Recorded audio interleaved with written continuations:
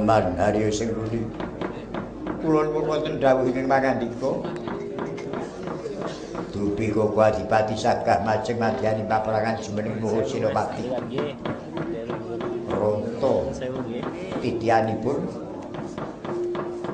kendalining kuda pangiriting rata Kahastara Prabu Mandaraga. Kula nemtokaken Pandhawa tumpes tapis tanpa sisa, ludes keles tanpa tilas. Kamulana linggih. Namun keparenga kula ngunjuk atur. Nggih. Sak lebetipun Nangger Adipati kundur dhateng Awangga. Mawantu-wantu panuwun kula kedah wonten Senopati Pengapit ingkang ngluwini majeng madyaning paperangan bebasanipun babati ngarungkut ngobori ngapeteng. Pemanggih kula mekaten wau supados bala runcah balaning Pandhawa saged suwingkir saking paperangan Tegal Kuwu. Angger Adipati karena mangke kantun ngadepaken para kadang Pandhawa. Yen mekaten lajeng sinten ingkang saged dipun pitados jumeneng Senopati Pengapit. Mboten wonten sanes kejawi namung ingkang rayi Raden Jayawikata.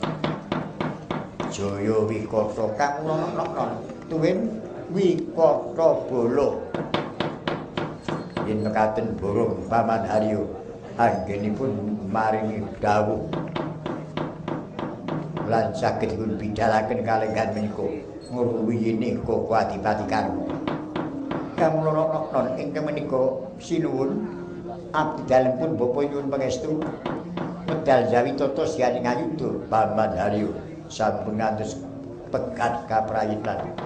Senadyan ingkang bapa Mandharaka semanten ugi nyuwun pamit kepareng medal Jawi tata-tata sampun ngantos keciwa mangke anggen kula netepi kewajiban pinangka kusir rata tityanipun Maha Senopati.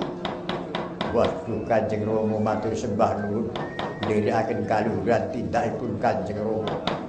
Nyuwun